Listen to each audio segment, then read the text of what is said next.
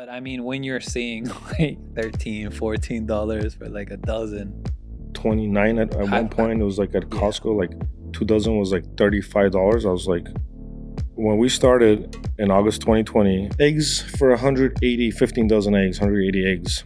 It was $15 for the box, for the case. At the peak, I'm paying $150. 1,000% increase. oh, yeah, that'll do it. Yeah, I mean, there's no profit margins at that point. Exactly. It's just, it's just survival. Chickens, man. I've seen Costco and some of the other stores on The Instagram on posts TikTok with and stuff. chickens wearing Gucci and saying, those are pretty good. Those yeah. are the best. Or like the married couples pretending to be drug dealers. Yeah, and then they're putting pushing eggs the in- thing. yeah, the eggs. exactly. That's funny. It's good stuff. It's amazing.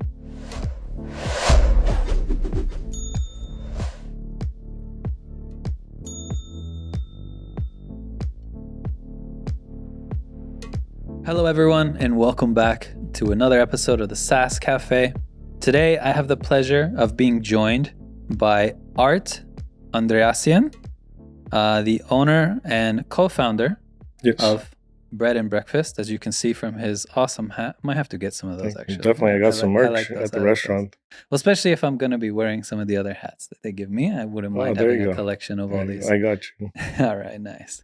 Bread and Breakfast is, I will say, a relatively unique two-location little business. I believe the NoHo location is still a pop-up, Yes, it's By the it's now a circus. permanent pop-up. permanent pop. Yeah, so we actually, instead of having tents, we got kind of like a permanent Oh, I see. little tent I there. think, yeah, I and- think I saw from the photos. It's like actually tables, and you have like the grill and all the Exactly, counter. Everything's yeah. like set up and stuff. Okay, and then the Burbank location is a physical. It's a physical one, mortar. yeah. Okay. Part of the reason why I was so interested in speaking with you is you do something a little bit unique.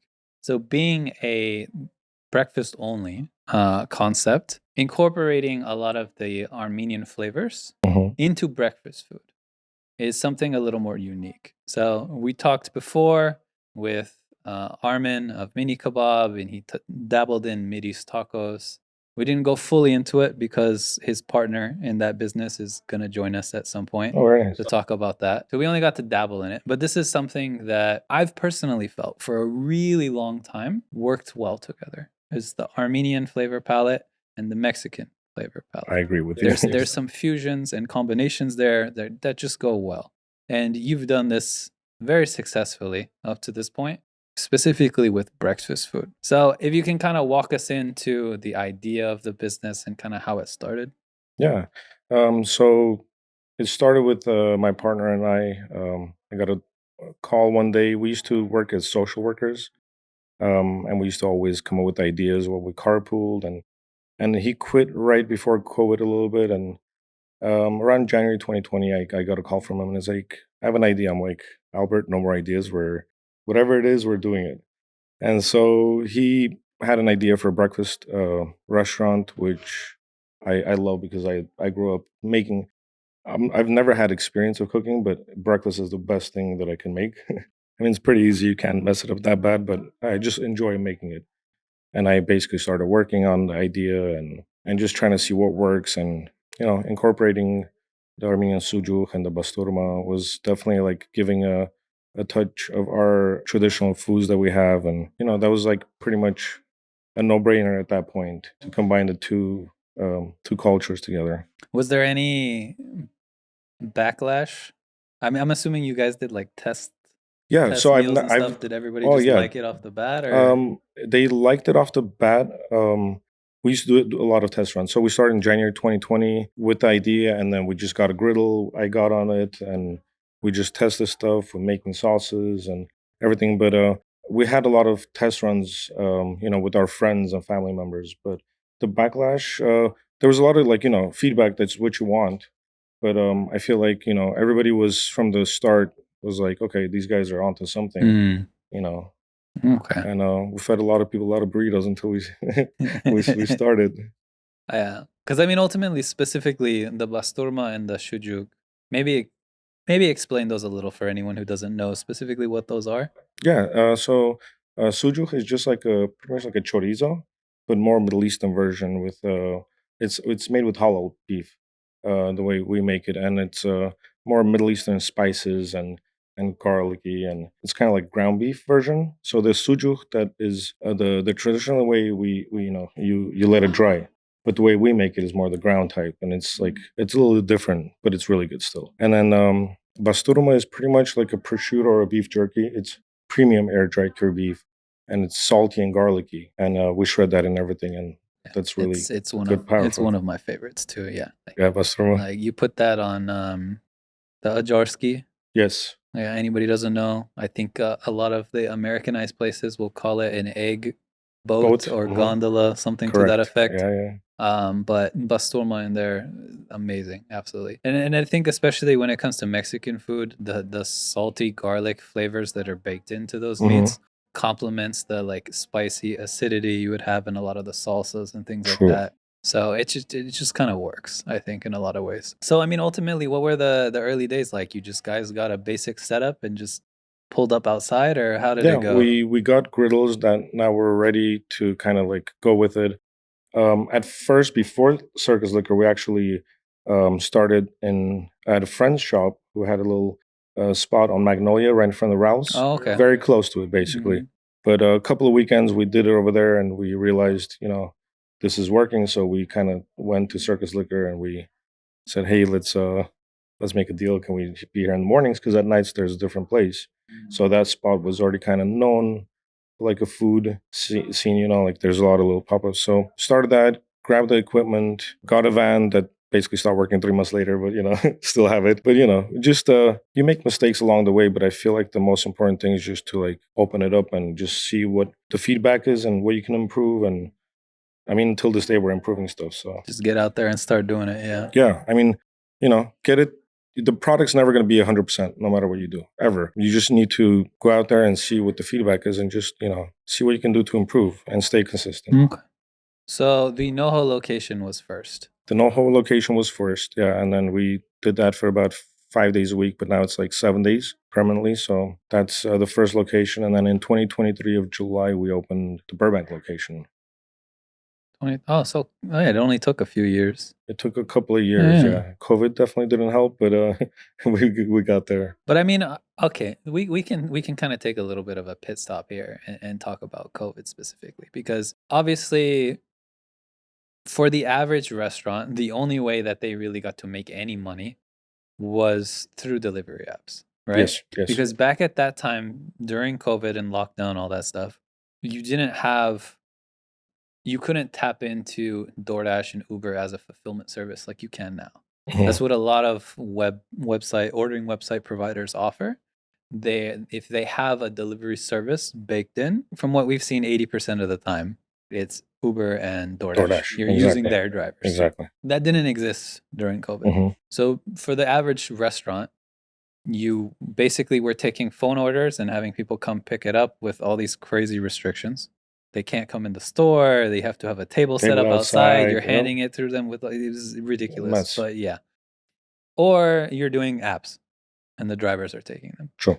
So I would think in a lot of ways, we saw a lot of, I was just insane widespread of the food trucks. So being that you were kind of already on that, obviously business tanked, there's less people outside to a degree, but do you think you were maybe less affected than the standard brick and mortar locations or? Less affected, I would say yes, because see the regulations, and there's a lot of things that change also law wise with street vending, and now you could actually do stuff in Glendale and have trucks where you can never do that before. But I feel like it just matters because there's a lot of people with us that started doing kind of what we do. We had friends that did different little things, and it just didn't work. It just mattered on your product. It mattered on getting lucky.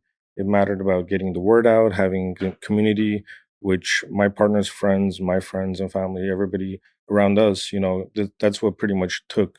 And so a lot of social media, but it took a lot of work. I don't know. I feel like it was a little bit easier for us, but at the same time, it wasn't because everything was going up in price. And it's just very interesting. I feel like before COVID, the restaurant business was much easier, even though I can't say it's easy at all.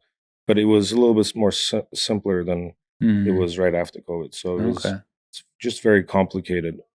Well, I guess to kind of maybe like fixate a little bit more in my question, it was a lot of restaurants through COVID were basically just like going from being okay or doing fairly well to struggling to survive. Yeah.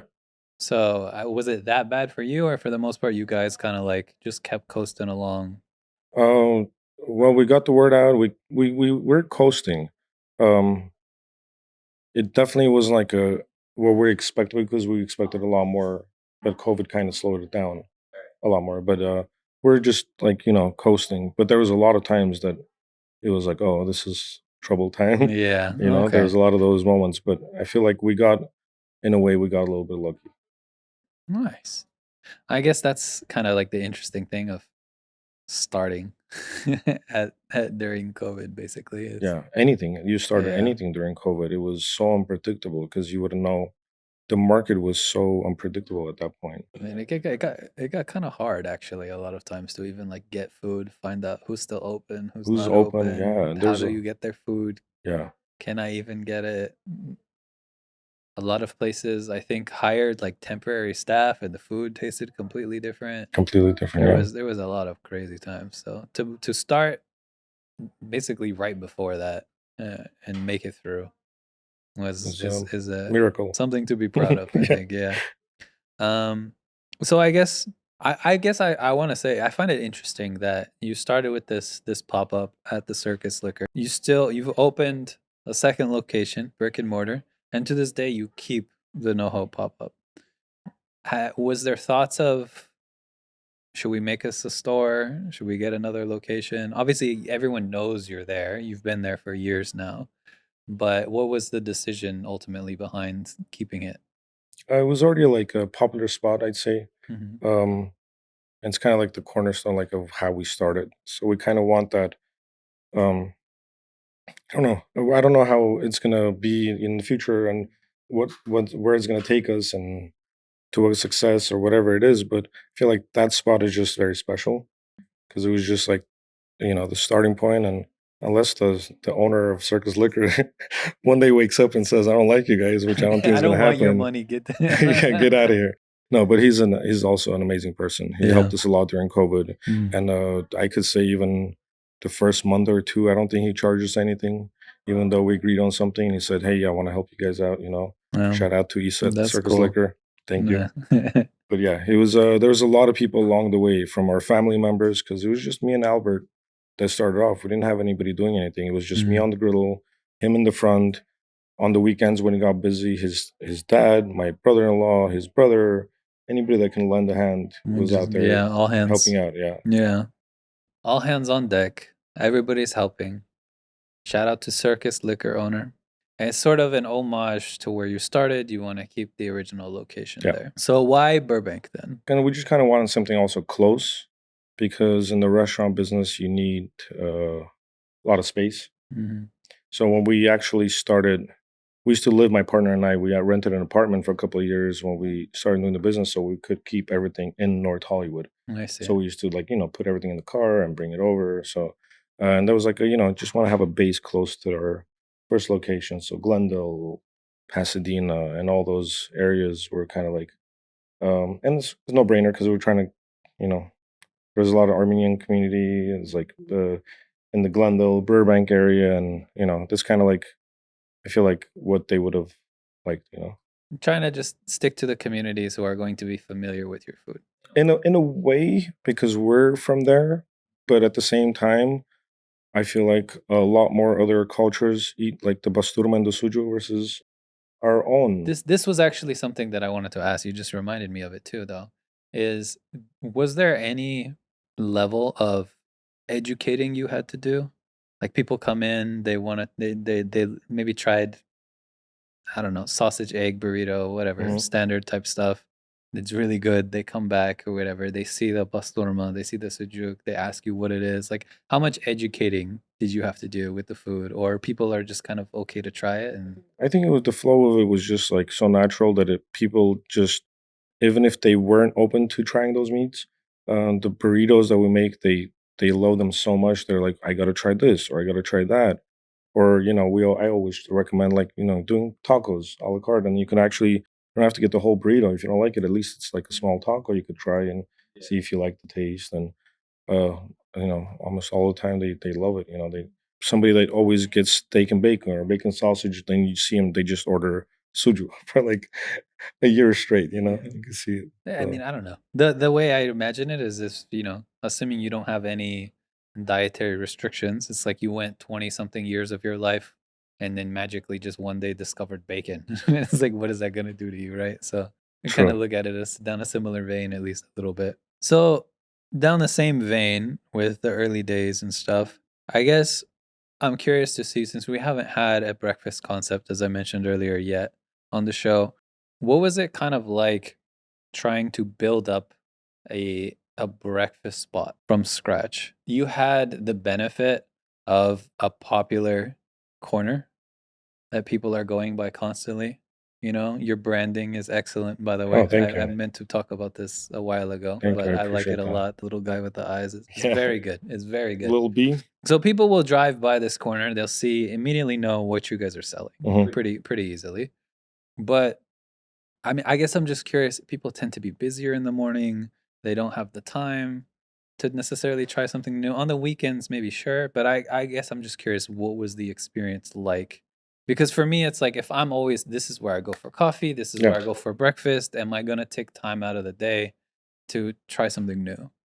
Yeah. I hear you. It was again, it was because of COVID. It was very interesting because we started trying to do stuff early, and then we realized, everybody's working from home. They're not coming out, so we changed the hours, a couple of times here and there, and we just realized, okay, this is a good hour. And but people, I feel like there's a lot of people that haven't been to our place, and when they come, they're like, I just haven't had the time because I work until a certain hour.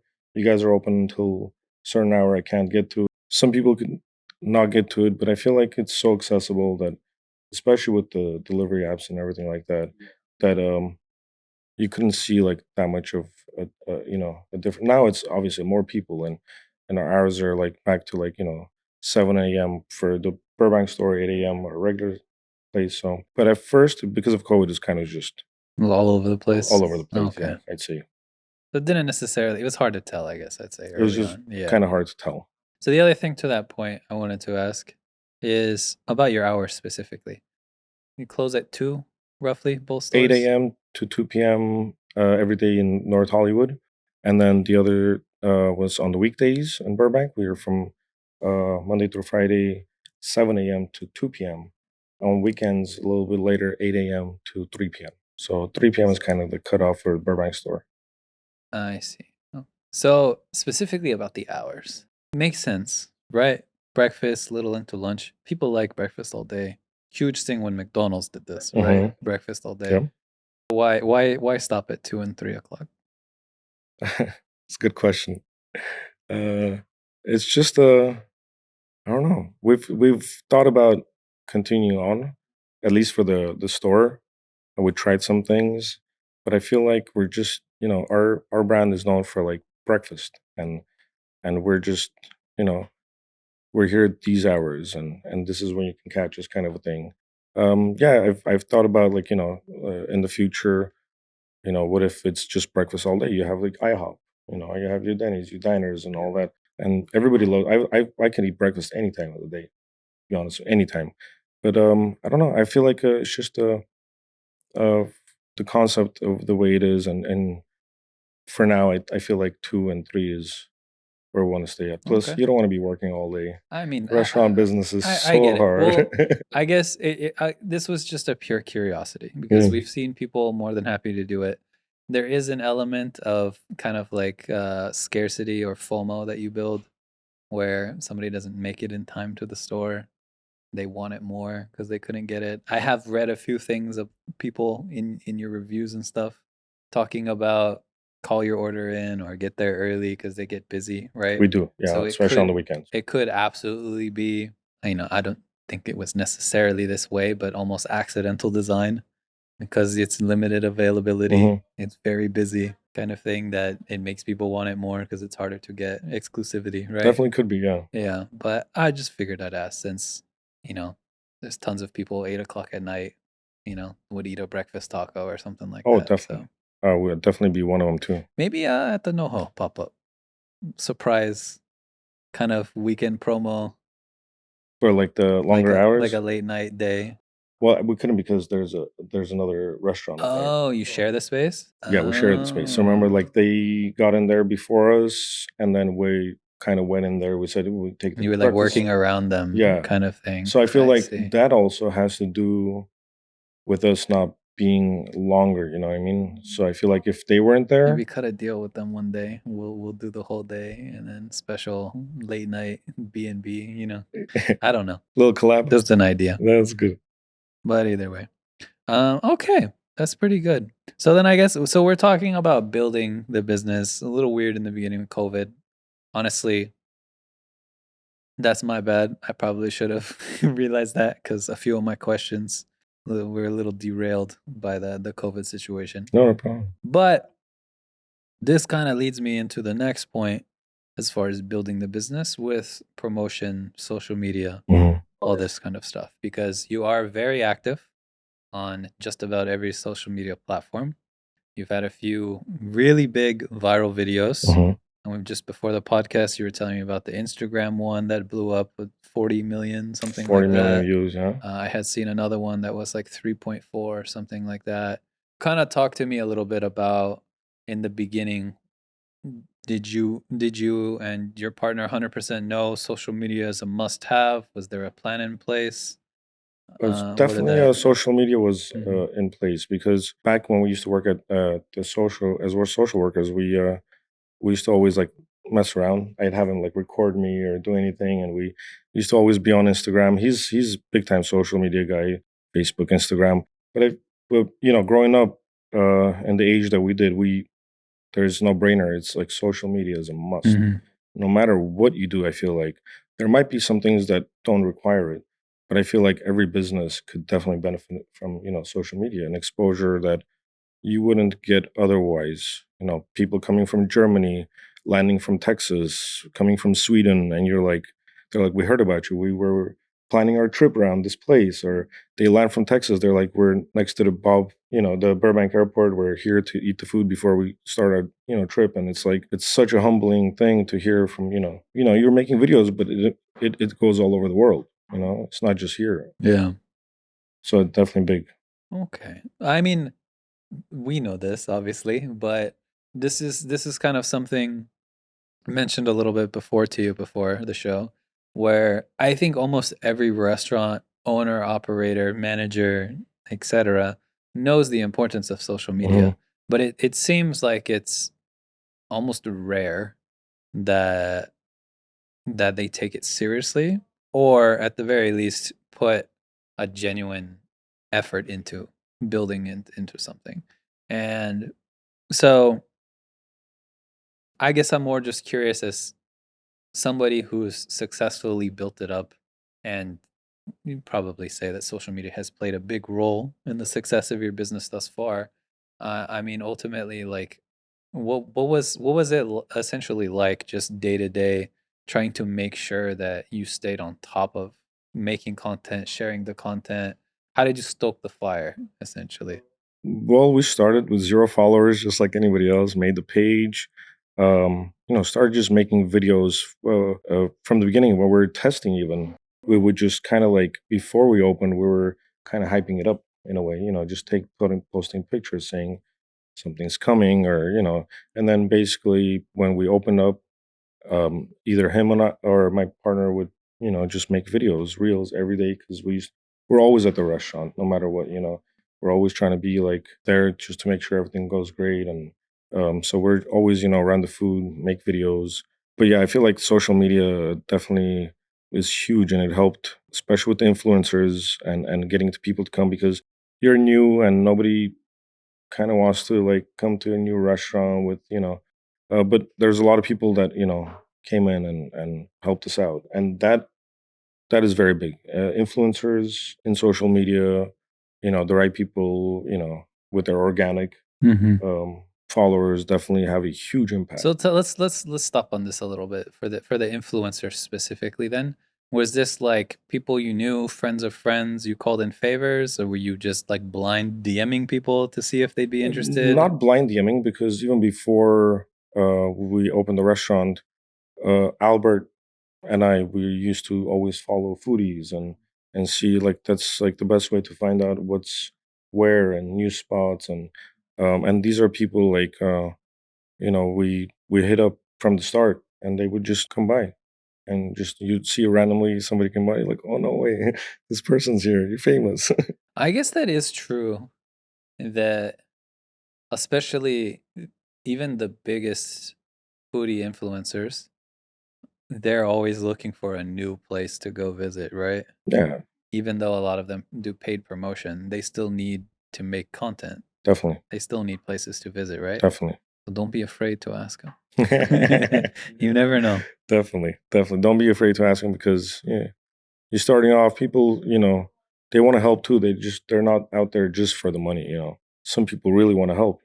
Keith Lee was one of them. Remember when he used to, like, he'd Yeah. go somewhere and just the place is full of people. And that Yeah. helps a lot, because when you don't have anybody coming in, you don't know how you're going to pay your rent.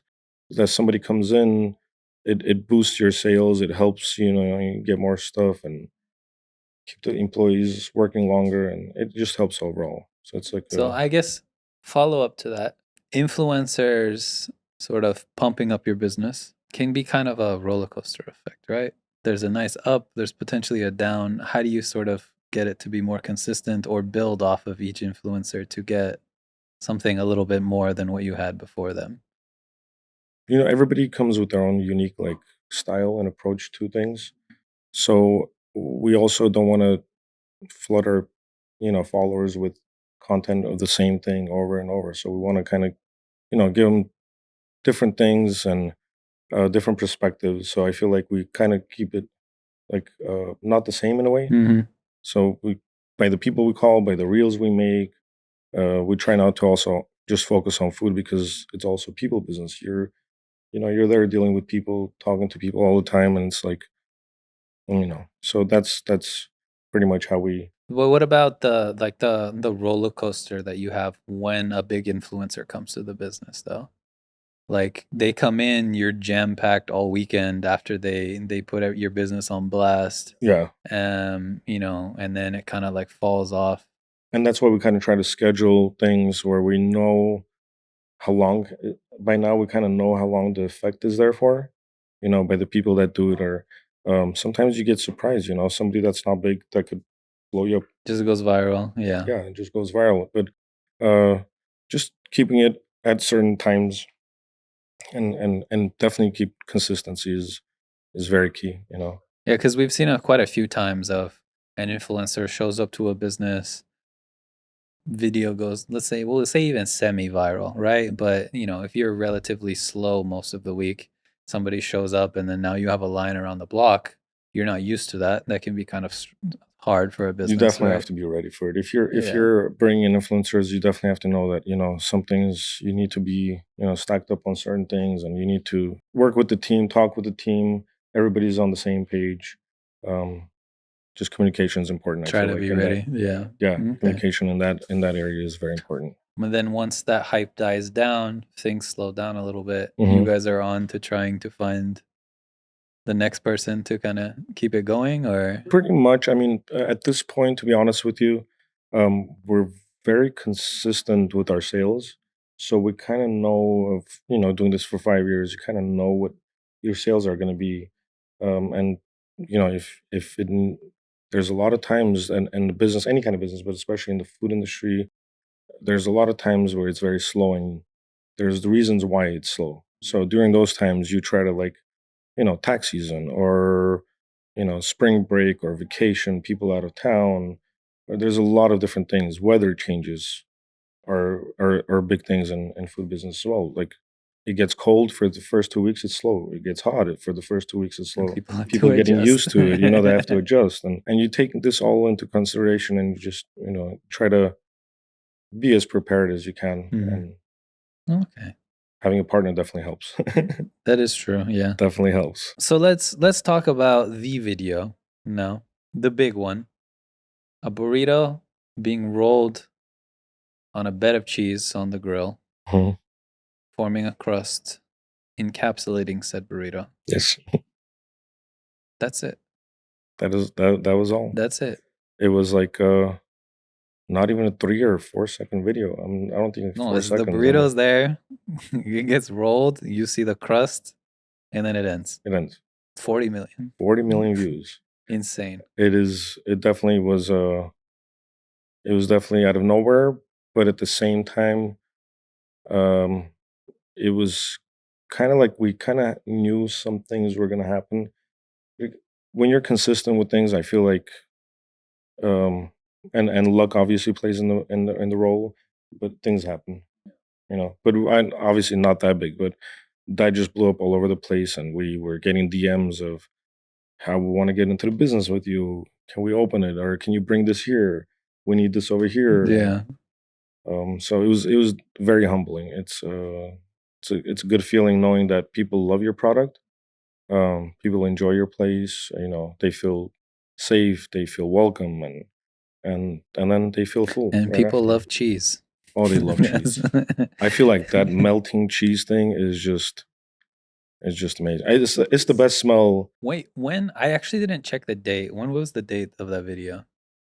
That was I Rough, not exact, maybe just the year or something I roughly. honestly You right don't now remember? I wouldn't even You want to check? That's fine. We can check real quick because I swear there was a period of time where almost every like burrito place, taquiera, like everybody was doing that the kind of cheese video. crusting. Yeah, This it just was went like crazy. September 19th of 2021.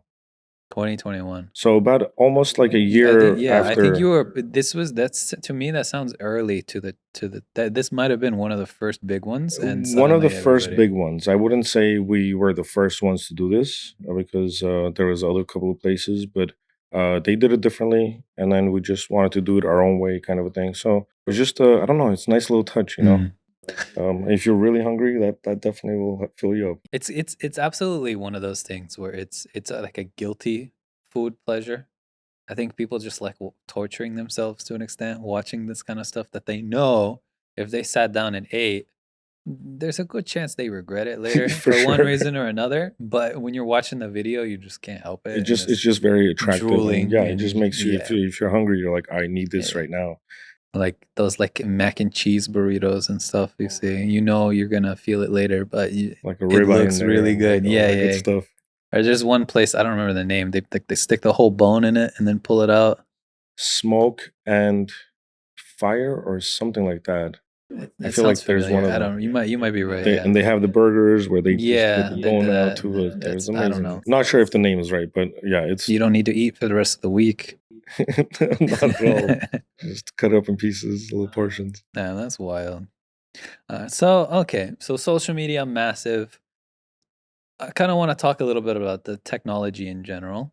Now, for modern day business, there's a slew of things that are almost required at this point. Hmm. I guess overall, starting as the little pop up at Circus, what technology did you start with at the NoHo pop up? Did it evolve over time? Obviously, multiple locations. Maybe your needs changed a little bit, but were you like, I need a POS, we need a website? Was all this stuff from the beginning, or kind of how did it evolve? Right from the beginning, we got a POS. You know, we're outside, so especially during COVID when everybody was going cashless, that was very necessary. You couldn't be just we were like we need, make sure people are safe. You know, come in, tap, get out. Don't no cash, no nothing unless you really wanted to. But that was there. The website was there, so people could order on the website, and um, a couple of platforms were there as well. We started off with like DoorDash and Uber Eats or Postmates, and then they merged during that time. I feel like there was like a bot out, but there was like Uber a bottom, yeah. Uber. Yeah, there you go. Sorry, Uber bought Postmates. That's right. So yeah, we knew these were the things that were pretty much kind of necessary to a business.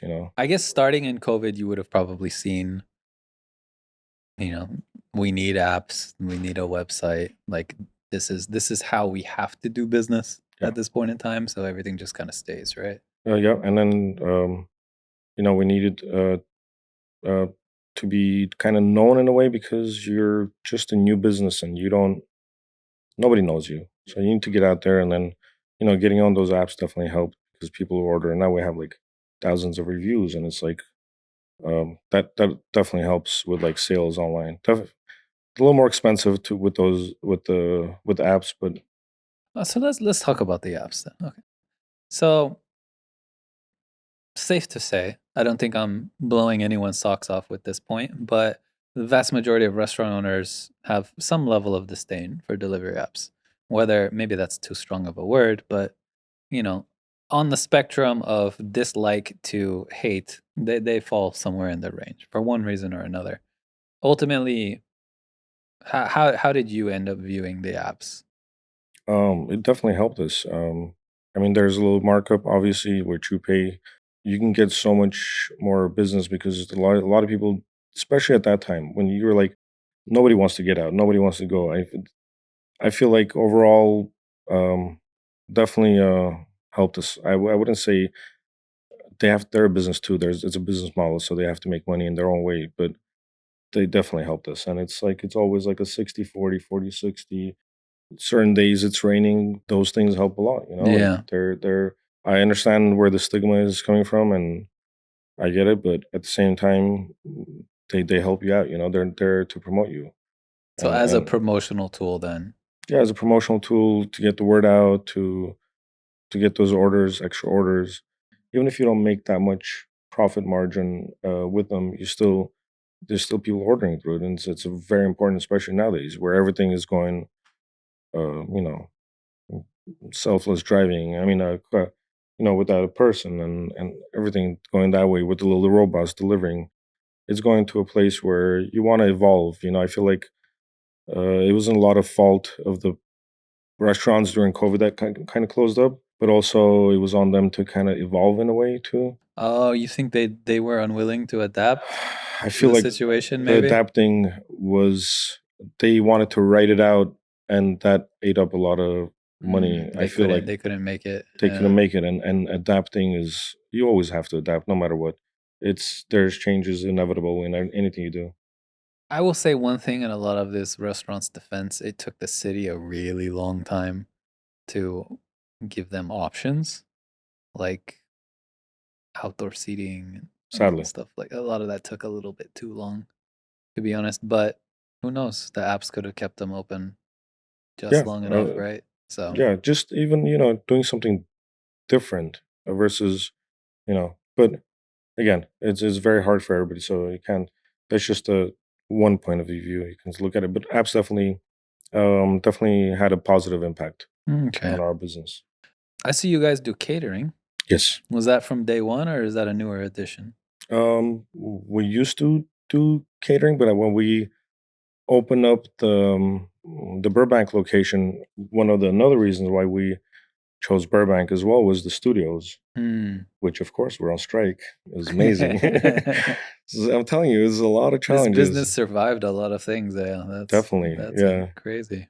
definitely a lot of things. But uh,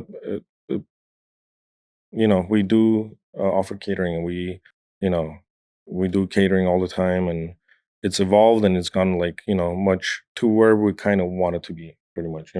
So Part of the reason I asked, other than it just fitting in my technology section, is this is a very popular service that a lot of restaurants are adding now, definitely, looking for additional revenue streams. definitely, We're seeing a lot more restaurants opening up catering branches, arms, getting a truck to do catering, that kind of definitely. thing. So I'm just kind of curious to see how long that's been around and that sort of stuff. Is It it? Do you guys operate it separately?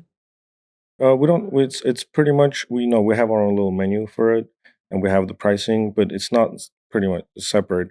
You just submit. You go on our website, submit a form, and we get back to you. We'll let you know how much is the order that you want, and Oh, it's we go from quoted there. basically. Yeah, Oh, okay.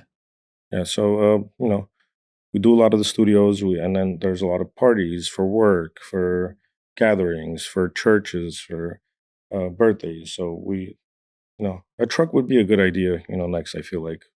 More expensive than I thought, though, to be honest. Yeah, it In was LA.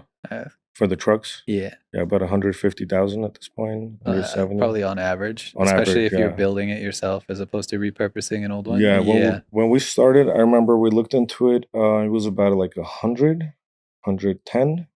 Obviously, gotten a little more, but I feel like it's a great addition to any business if you're doing catering, Yeah. especially if you have the Specifically for catering. Yeah, demand for it. absolutely. Yeah. Yeah. So I can definitely see that. Hmm. Okay. And then I guess since we already kind of talked the apps and stuff, overall, was there one specific tech piece of technology that you would argue made the biggest difference? Or is it just social media? That's it? I'd say I'd say it's a combination of all of it. To be honest with you, um, the biggest difference I'd say maybe Instagram is a very we're focusing on Facebook at the moment and TikTok more, even more than we were before, but we're pushing that. But I feel like Instagram was definitely it was definitely like the needle in the like it was like a little diamond, and it just kind of popped off at Mm. the restaurant and in a way where nothing else would. Okay. I'm just curious, a little sidebar about the Facebook. What's going on with Facebook right now? Oh no, no, I'm saying You're just we're trying to build it focusing. up more a Yeah, little bit? we're Oh, okay. focusing on Facebook because it's not say that a lot more older people are on it, but I don't think that's outlandish to say. That's a I pretty fair I feel like demographic. a lot more people that are on Facebook. We do a lot of promotions, so Mm. you'd see like online we do buy one get one 50 off or buy one get one free. We did that for a long time for like a good period of time, and then a lot of people would see it on Facebook and they would come in. They're like, "Hey, great advertising." I lived down the block and never heard of you guys for a year. You were here, and now year and a half, and now like because of the Facebook promotion, I'm here. And then they come back because they Paid like it. paid ads? Paid ads, yeah. Paid ads. We do a lot of the Google stuff, the SEO you gotta keep Mm. up with, and even boosting stuff on Instagram and just You guys do that yourself or you outsource it? we used to do that ourselves. We still Takes a do a lot little bit of it, but takes a lot of time though. yeah, it takes a lot of time, Well, the social media part, everything. But thankfully, you know, we outsource that at the moment, mhm. and we're with Anthony Media Group. Okay. They're the ones that take care of us. They Nice. have a lot of accounts. They're really good. So they So this is part of the thing why I like to ask that question about a lot of restaurant owners just seemingly not putting their best foot forward is you do have this kind of option. While it's not cheap, I'm not going to brush off the cost of hiring a media group to handle all of your online and social media and advertising and SEO. The list goes on and mhm. on. You absolutely don't have to do it yourself. No. So it's kind of like if your business is doing okay, feasibly, you should be able to. And you want to, because these are the people. I mean, you could do as much as you want, but these are the people that are in their profession. They know what they're doing, and they know how to focus on the right target audience and get the right wording and everything that matters. Yeah. And you need that as a business. I mean, you look at Coca-Cola and all these other big companies. Why would they be advertising? Why would they be putting all this money into it 100 years later, where everybody knows your name? Because it's part of the business. 50% of your business is like marketing, and the other 50 is the product, and you sell it. And those are very important things. And you can't you got to always keep your quality up high. You got to advertise yourself. There's a lot of things that go into it, but you got to do all of those things, I feel like. And you have the best product in the world, but nobody knows about it. Exactly. You can have No the one's gonna best buy it. product, Yeah. and you see Shark Tank, and everybody goes on there to say, "Hey, this is my product," and you need that. You really need I that. mean, half of those people just want the The PR, marketing of yeah, being on the hundred show. percent, Yeah, hundred but percent. yeah. Which is, if in their position, I would honestly do the same thing, Mhm. Given the opportunity. given the Yeah. opportunity. Yeah. Definitely. Okay. So then we touched on this a little bit before. Kind of wanted to save it near the end. Reviews. So almost everywhere I saw, you guys are pretty ridiculously high across the board. I think the like 4.6, 4.7, roughly the average on any platform I checked. Mhm. Just walls and walls of good reviews. People love the place. I guess kind of want to start with is there a strategy? Obviously, you mentioned customer service goes a long way. It's about people first, but is there more to it as far as maintaining such a high score? Um, Or you always have to be on top of it. You have to be on top of the quality of the food, which is the most important thing. Customer service and the food quality. Customer service before all. That's what I always say. But and then you have your food. Um, all of that has to be um, really good quality. And you have to hear what people are saying. These are the people that eat your food, and if there's something wrong with it, if there's something that they're concerned about, you have to address it. You have to see what you can do. You don't have to take everybody's opinion and change the way you do your concept or whatever, but you have to listen to what people say. This is the reason why these platforms were created, so you can improve what's not good. I mean, if there's always need something that needs improvement. We're been here for 5 years, and we're always improving something. We're always trying to make the eggs fluffier, something tastier, a little more crunch, or something like a burrito not being dry. Or there's always things you could hear out and see. Okay, maybe this is something I could do to make things better. And I feel like that kind of reflects that people are like, okay, these guys mess up like everybody else. And we get 1 stars. People complain they get um, not the right customer service. A worker might not be in the mood, but you try to like approach that and tell the customer, sorry, I would love for mhm, you to come back and try us again, and mhm, this is on us this time, because we messed up. So mhm. and you try to make the relationship right, because Okay. you don't want somebody coming in one time and then just never coming in again because Yeah. I definitely have noticed this trend um for as many of these as we've done. Um Everyone seems to have a very welcoming attitude when it comes to customer feedback, and constantly wanting to grow and adapt and improve. Yeah, it seems to be a very common trend across pretty much every single one of our guests. yeah. So it's nice to hear that, at least because I feel like from the consumer side of the exchange, Mhm. myself personally recalling all kinds of scenarios. There definitely have been businesses I've visited in the past where it just sort of feels like they don't care, or even seemingly the owner himself Mhm. doesn't really care. So it's a refreshing experience, and you sort of start to understand why certain businesses are successful when they're ran by people such as yourself that constantly trying to give the best experience they can Yeah, every single time, right? definitely. I agree. Is it something you train your employees to try to Yeah, for sure. be better about? Yeah. Definitely. There's a lot of training, a lot of retraining, and even us, we have to remind ourselves, Mm, um, what it's all about. Because sometimes you're so into it, you're like, you're all over the place. mm, But you got to constant reminders, and definitely train people. Treat these people like you would treat a family member, because this yeah. is the reason why we have the Mhm. position that we have. You know what I mean? This Yeah. is why we do this, and because of the people. And if there's no people, there's no us. So, make the people happy. It doesn't matter if we're losing stuff, money on things, and none of that matters to us. It just matters if you're satisfied, you're happy about our business, Mhm. you want to come back, and it's good. It's good when people have good food and they Mhm. talk about it and they show up at your place. That's very Yeah. important. I feel like. And then especially this was a question I just added more recently because and you kind of touched on it briefly there a little bit, but dealing with negative reviews. So especially someone such as yourself that puts their heart and soul into it every day, who genuinely cares, truly wants everyone to have a good interaction with your Hmm. business, enjoy their meal, have a good time, etc. The negative reviews hurt. a lot of times. People, you can understand somebody putting their all into Definitely, something. Somebody says something bad, or it's gonna hit a little harder definitely. than says. So, do you have a general philosophy or strategy dealing with negative reviews? How do you approach them?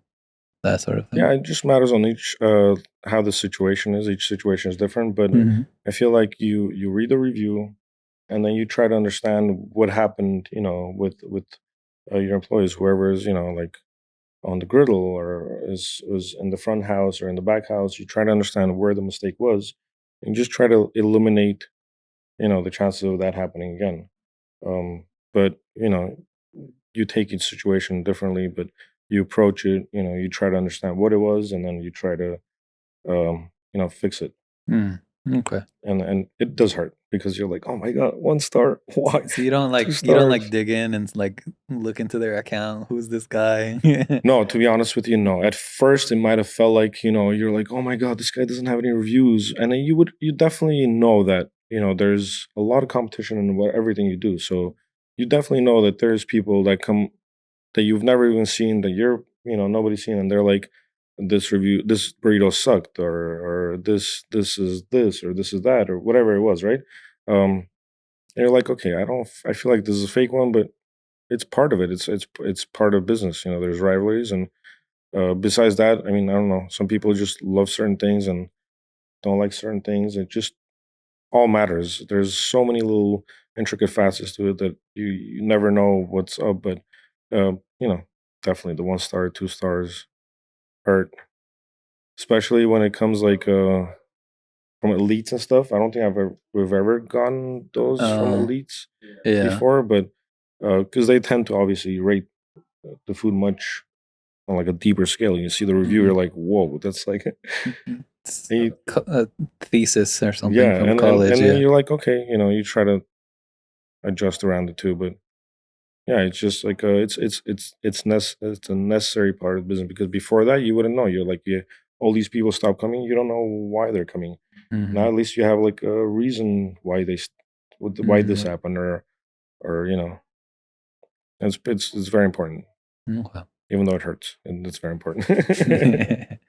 I guess I was just curious because we've heard some different answers here and there. You get like a 1, 2 star review. Um, it sort of seems like some restaurant owners assess the person. Because a lot of times too, especially if you're working there yourself, you remember who it was, right? You remember the interaction. Hmm. So I guess that some of them actually have like a decision-making tree before they engage of whether they're actually going to respond or not, and that kind of I've seen a lot of nice responses from business owners that should have never been there in the first place. thing. Either blaming somebody, and you don't have control over any Yeah, of that stuff. I've seen some wild stuff in Yeah, Yelp reviews and of it shouldn't be there. It's owners like replying to people and condescending and not meaner being than that nice. actually, Yeah, just things you would not expect you them to wouldn't want say. like, and then you Yeah, read that, you're so like, you know what? This review might have not mattered, but the way this person responded, I don't think I'm ever gonna, poke my head into that place. I guess I'm curious. This is maybe a little non-related, but if a place has A plus food, Hmm. but it's owned or operated by horrible people, you're not going? No? Not going if it's horrible people, not going if the customer service was not up to my standard. What I mean, when I walk into a place, I want to be treated the same way, I treat you. Mhm. Uh, we're all human. We're all have to be nice to each other. We're on this earth, so you gotta, Mm. I don't know. It just, I wouldn't do it. Okay. I don't think I Yeah, would I'm do it. I'm a little the opposite. The You opposite, could be the biggest a jerk.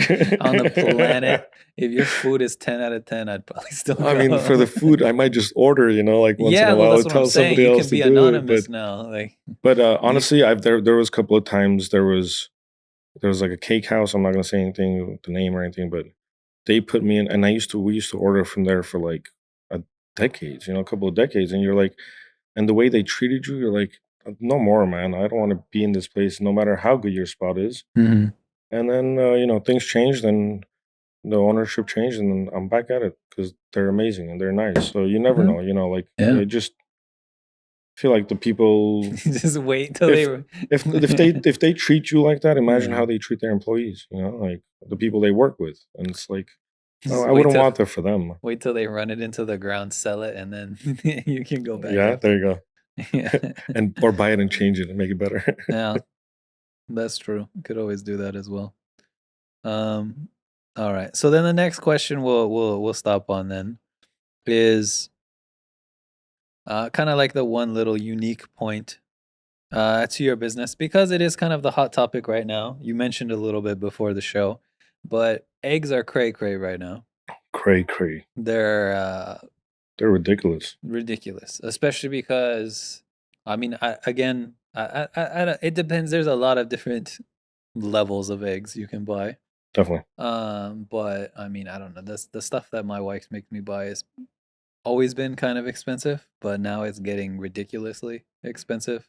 I mean, free range, organic. It's worth it, Da, da, da. but it is I expensive. absolutely taste the difference. Definitely. But I mean, when you're seeing like $13, $14 for like a dozen, 29 at one point. It was like at Costco, like 2 dozen was like $35. I was like, and then people are killing each other for these eggs, So like running.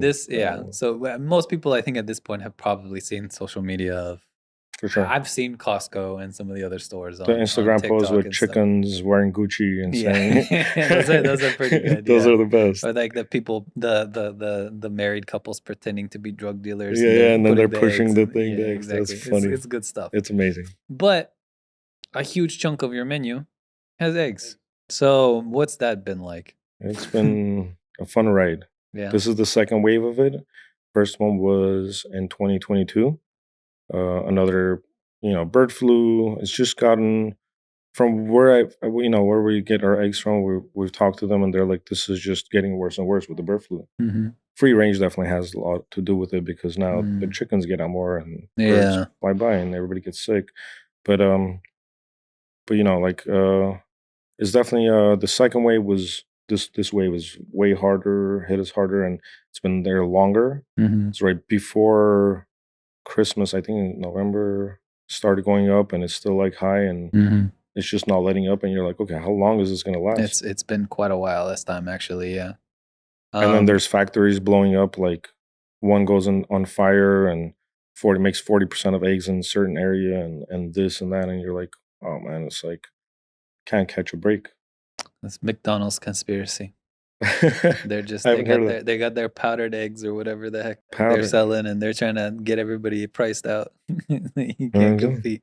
I don't know.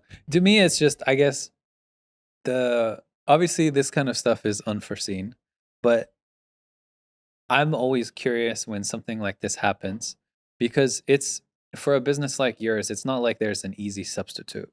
No, there's no. It's not like you're selling Wagyu and the price of Wagyu went up 50%, so we're just gonna order it from New Zealand or something, and whatever. You don't have that luxury. No. Like, eggs are eggs. You want to sell of a certain quality, it is what it is. You have to buy it, right? Unless there's an alternative supplier, everybody does that, right? You're gonna look around, shop around. So ultimately, with, I don't know, 80-90% of your menu having eggs in it, what does that look like as far as adaptation? Are you passing that on to the customer? Are you trying to eat as much of it yourself? Like, well, we ate it up for like a couple of months, and we just realized we're like, for 2-3 months, and we're like, well, this is gonna kill us. This is, if we don't do something like ASAP, this is not gonna be good. It's like 2-3 times your cost on those, right? So when we started in August 2020, and I do all the shopping, like I go to Restaurant Depot and I do all my shopping around because you have to shop around, get good quality stuff, but you have to shop around or else you're not gonna see any kind of profit. But you go around and you start shopping around. Eggs for 180, 15 dozen eggs, 180 eggs. It was $15 for the box, for the case. At the peak, I'm paying $150. 1,000% increase. Oh, yeah, that'll do it. Yeah, I mean, there's no profit margins at that point. It's just it's just survival. I mean, that's the funny thing is that when we started, I told my partner because I had a very bad feeling, to be honest with you, before this whole thing, and I even told him, I'm like, Al, I'm like, I have an idea. We should kind of get land and try to get land in Tahunga or around Mhm. our area, and do veggies and get a lot of chickens because we're going to be in this. Let's at least have some of our eggs come from our own little place. And he was laughing at me, and then like a year later, he's like, "How did you know?" I'm like, "Dude, I just there was no other way of this going. Everything was going to go up. Everything, if everything stops and then all of a sudden starts and you're behind all this time, everything's going to go up, making everything and jobs that Mm. people lost, whatever. But it was definitely it was an idea. Yeah, it's something I'm curious about because I mean it's hard to think of a lot of scenarios of different businesses that would be as affected as the price of a material going up this much. Like to me, it's like you have like an insane like gas price spike, Yeah, and you run like a trucking company or yeah, something. Like that's kind of what it feels like yeah. in my I mean, mind. that's where the pretty much the whole problem came from, was trucking, because nobody was trucking, and all Yeah. these prices were going up, and nobody's bringing in supplies from anywhere, and now you have companies that are like price gouging left and right. To be honest with you, like I myself would hit up companies and say, "Hey, dude, your hash brown went from like $15 a case to like 30 something dollars a case within not even 6 months. And how do you like they just hang up on you? They're like, how do you even explain this?" And boom, not They no don't business, even no care. business, Yeah. Better Business Bureau is like non-existent. It's like price gouging Mm. everywhere. Everybody's trying to like and then people are paying. That's the thing. People have no choice. Hmm. You want to eat, you gotta pay for what you Yeah. want. Like people have no choice with egg prices right now. I mean, I feel like Easter kind of helped because of A the. little bit. I feel Yeah. like that kind of The helped, and demand. to lower the price just a bit, but there's definitely a problem with it, and it's not only us. It's the chickens, it's the beef. It's all across the board. It's the flour. It's everything. Everything's Everything is gone going up. up. Yeah. Everything. Mm. Well, I guess I'm just at what point? So you said it was mainly like a few months Couple of before months, you and said then we we have to. just maybe like 2 3 weeks ago implemented like like a surcharge for eggs, Mm, like $1 surcharge for burrito, 50 cents a taco, mm, and we had to do that at this point. mm. And what's the reception been to that kind of thing? Are people understanding or? I feel like this point people are. I mean, we have a little sign and everything, but at this point, people kind of get why we're doing that. And it's like, Hmm. as a business owner, this is the last thing I want to do is raise my price up, so Hmm. people would be like, "Oh, I can't afford this anymore." But sometimes you got to do what you have to do, or else the business is not going to be there anymore. Yeah. So I'd imagine the place it would probably hurt the most would be on the apps specifically, because they're already paying the markup to yeah, begin with. yeah. And then on top of that, you have to raise it there too, right? Unfortunately, Yeah. So something I personally talk about a lot is the consumer pricing fatigue. They can only handle so much so much. increase Yeah, before they kind of hit a breaking point and yeah, say, "I'm done," right? yeah. So it's just kind of interesting to see where that line is, because it's different for everyone, and it also varies depending on what it is that you're buying as well, right? True. So, I always say if I'm feeling particularly lazy and I'm gonna DoorDash Starbucks or something like that because I don't feel like going, Hmm. if I'm just ordering for my wife and I'm spending $40 on the two of us, that's too much. True. For two people, $40 Starbucks is way more than I want to spend. Right? Knowing that I go there myself and I spend half that Yeah, on the same exact for stuff, sure. right? So that's kind of what I mean, Yeah, but ultimately. there's also people that basically, for the convenience, they would pay the price. That's what you're paying for, more or Yeah, less. you're Yeah, basically absolutely. paying for not getting up and being a little lazy and having the food come to you. And some people, you deserve that. A lot of people just work their butts off, so you want to splurge, in certain ways. I mean, there is something magical about hitting snooze a couple times and then you just the phone goes bing and you see the photo, it's at your door, and Yeah, you go get your true, burrito. true. It's Yeah, different. It is different. it's a nice first world feeling. We'll say. It is. Yeah, when my wife wakes up in the middle of the night, she's like, it's 2 a.m. She's like, I'm hungry. I'm like, I told you to eat dinner time. She's like, no, I'm hungry. I'm like, all right, I gotta either go out there or I gotta DoorDash something or Uber something. And it's like, okay, we're eating McDonald's. Yeah, there's not a lot of Not a choices, lot of choices. No unfortunately. diners At 2 a.m., no, not a and lot those of good things, choices. but thankfully it's there, so you have that choice. Yeah. Yeah, So, well, that's crazy. I knew eggs got expensive, but I didn't realize it was that big. yeah. But I guess it makes sense if I was spending $5-6 for like the top shelf eggs, and then now it's like 15. Kind of in the yeah, it makes sense. But I don't know. it just sucks for like people in overall because businesses and businesses, but everybody else has to eat. People that don't go to restaurants or they have a certain amount of budget and they gotta like get eggs because that's part of your like a It's like a good nutrition. staple. That's a Yeah, good, it's a and now that you foundational have to food. like Yeah, kind of skip that is kind of weird. That's not yeah. cool in a way. So And hope things change around the that. vegan eggs in the little mustard looking bottle are not it. Let me tell you, they're not it. I've tried it or would. They look similar. The taste they got in an okay spot. The texture The texture is is the main not. thing for me. Yeah. It's not it. No. Oh, Now, if you build it into like a breakfast sandwich, could kind of get away you can with get it. away with it. Oh, Yeah. Especially, I think the one thing the vegans are nailing so far is the cheese. It's like cashews they use to make oh it. way. It's actually like the sliced American Yeah, yeah. cheese knockoff vegan one. I forget the name of it, but it's made with That's pretty cashews. cool. Surprisingly good. I'm always open to trying new things, so that's one of the things I Surprisingly good. definitely You never know. might try. I've had a couple of times because I've dated a girl or two that they were vegan fully, and you go to and a lot more expensive, obviously, because these people have to like outsource and make all these stuff I'm and do doing all this stuff. crazy things. Yeah. But definitely, I've tried some stuff, and I'm like, no way, this is meat, and it's meat, Yeah. and so it's very cool. It's come a long way in the last like 5 years. Definitely, It's changed a lot. 100%. Yeah, for sure. I guess we'll kind of transition here to talk about bread and breakfast's future. Mm. Any exciting plans? What's the future hold? Future for bread and breakfast Yeah. for our baby.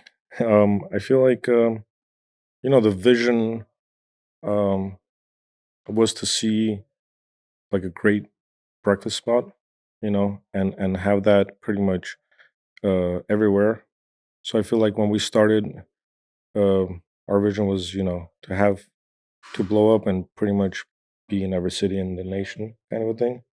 That would be like ideally where we want to be at. But we're taking everything slowly because it's like um, got to take your time and make sure you're doing everything right. So gotta have that first restaurant that's the perfect example of what you want to have and mimic, and you basically like in a way copy paste, but you want to have that like that concept set in stone, which we kind of pretty much are there.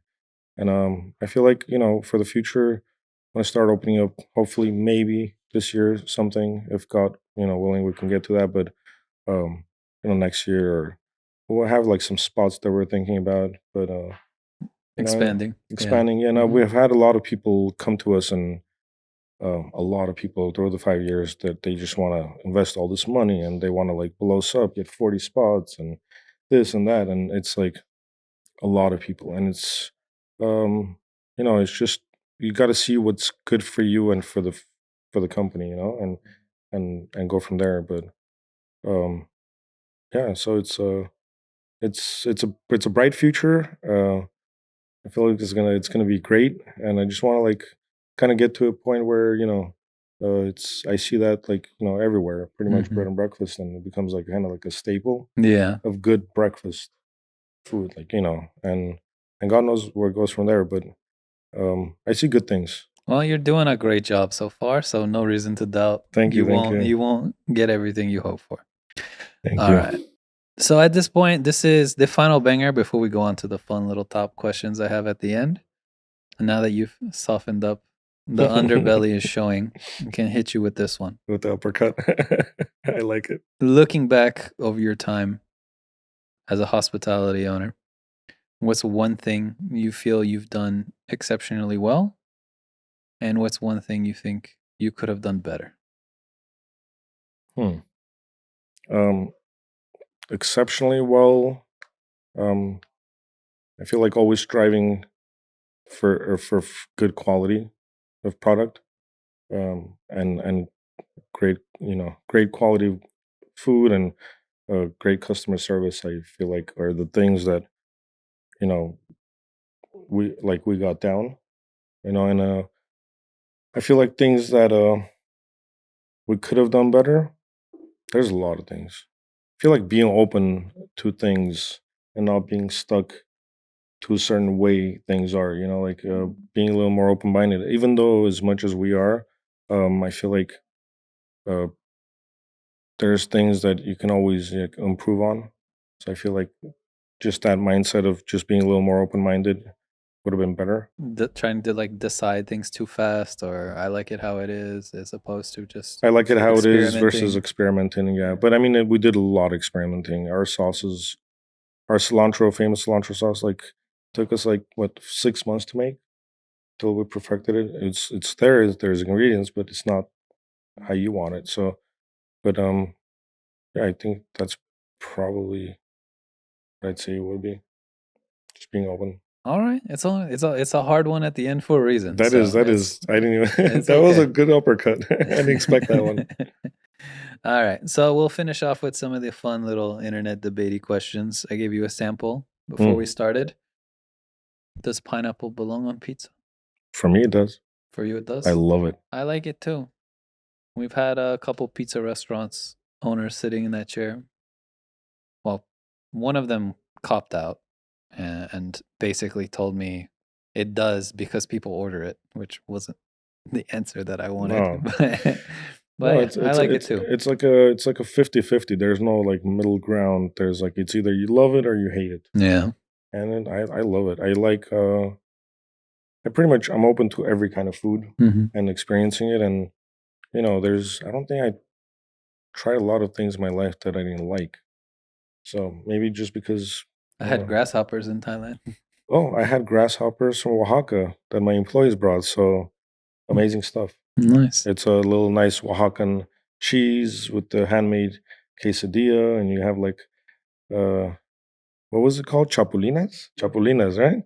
Yeah, and it's it's interesting. Yeah. The ones in Thailand, they just fry them, Ooh, and then bigger ones, they have about like that. nice. And then like they have like a dry barbecue, like dry Like rub rub, kind of yeah, they sprinkle on it. very cool. And I plucked off the legs. It tasted like barbecue chips. Hmm. I couldn't do the body though. Mm. This is, I was scared of Little like a mushy, squish. that mushiness, Yeah, yeah, I didn't want to even find out if that's what would have happened. But the legs taste like barbecue chips. yeah, So if it wasn't blatantly obvious that I was eating a grasshopper, I probably would have been more okay with it. yeah, But this is also why when I try weird stuff, some of my friends, I tell them don't let me know what it is. Just let me eat it. And then if I like it or don't like it, whatever, you can tell me what it is after. And if I like it, I'm probably not going to care yeah. what it is, right? So That's true. is a hot dog a sandwich? It's just a hot dog. I wouldn't call it a I don't know. I don't think I'd call it a sandwich. Well, how is a sandwich different than a hot dog? Let's rephrase it. It doesn't have a hot dog in there. So it's just the meat? I feel like it's the meat. It's just having And a then hot what dog. It about just like a makes it. sausage? Mm, I don't know. That's a very good Because there's question. like we had somebody previously say, "Oh, but you use a hot dog, you put it in a hot dog bun, like it's its own thing." It's its own I was like, thing. "How is a hot dog bun any different than a French roll that just cut open?" The texture of the bread is sure is different, but I don't know. I'm just I would. asking the question. It's I okay. don't. I don't know. I'd say just a hot dog. Okay, But what would you say? It's interesting to it's know a your sandwich to me. sandwich. Yeah, it's a sandwich. You got a tray of brownies, any kind of baked good, Hmm. edge or center? Uh, More of a texture question. yeah. I'd say. Ooh, just matters on the mood. I guess. I love crunchy stuff on the edge, and the center is. I'd say center. Let's Okay, go with the center. me too. Yeah. Chicken wings, drums or flats? Uh, Ooh. Or are you a boneless guy? No, I like the bone. I'd say oh man, drums. Drums? Drums, yeah. Mm. More meat or what's the It's the more meat. yeah? Yeah. I actually like flats better. You like because of the Yeah. crispiness and No, it's just when you get good at one-shotting it, oh, just like it's you're like yeah, one it's and not. You done. just You don't go in around the the whole ranch and then thing. you bite the end off and then the whole thing. Yeah, that's true too. Yeah, Yeah, it's technique, that is technically and it true. for some reason just tastes better.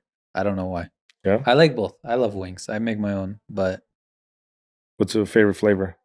uh, it's actually. I mean, I don't know. We don't do promotion or anything like that, but mango habanero from I was gonna say Buffalo Wild mango. I Wings. was gonna say mango My hammer. man, good stuff. Literally, It's my favorite, hands down. I was literally thinking that. That's cool. Though I think they changed it. It doesn't taste the same anymore. I feel like I don't know. it's been a while since I've been back there, I don't but know what they did. It doesn't taste the same anymore. It's but not as that's spicy. definitely The sweetness isn't the same. Yeah, I don't it. know. It has to be like that perfect thing, or else it has to be That's that why I like buy the bottle at home when I make mine, and add some butter, add some extra seasoning to it, kind of re-thicken it back up a little bit, and it ends up being pretty real good. Nice. So following the wings, ranch or blue cheese? Ranch. Even though I'm keen on blue cheese lately, but because my mom, she's like a blue cheese lover. Mm-hmm. So whenever I get it, someone we sit down or you eat anything, a little blue cheese. But I feel like ranch is gonna ranch. Mm-hmm. Objectively, the correct answer. Yes, ranch goes with This, good with everything. I eat it with even sometimes with rice. yeah. Don't judge. It's crazy to think that outside of the US, like in Europe, they don't have ranch. They don't know what that is.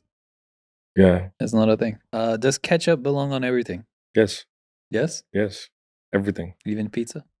You know what? Oh, here we go. Again, my employees, which are mostly from Oaxaca, they say that's the thing. Like that's a thing with ketchup. I actually never had it. I gotta try it.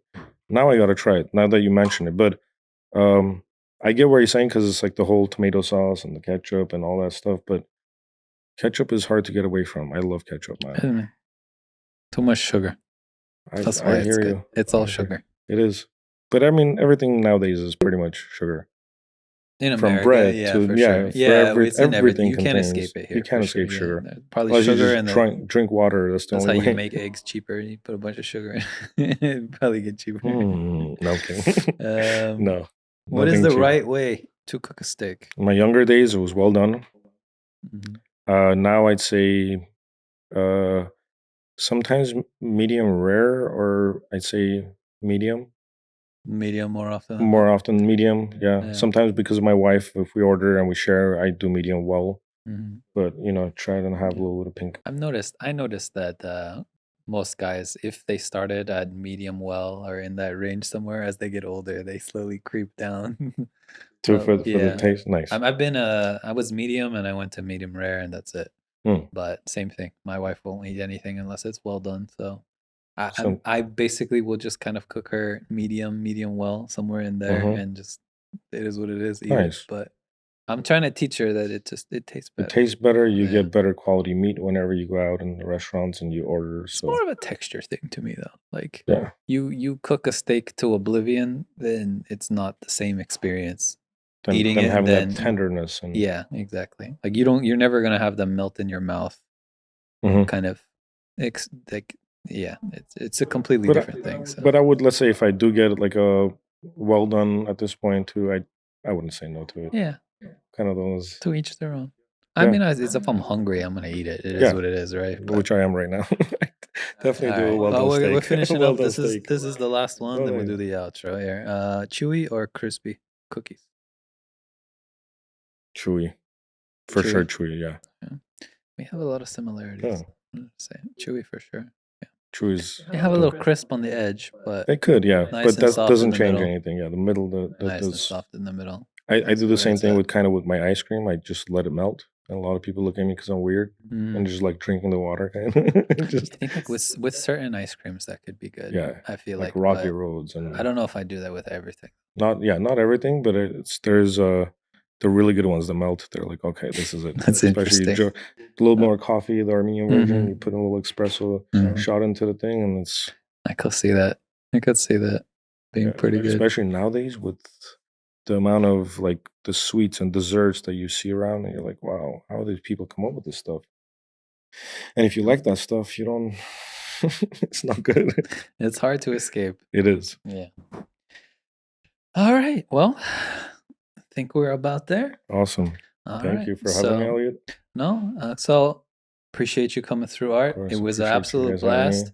To anyone listening, bread and breakfast. You can see it on the man's hat in NoHo and Burbank.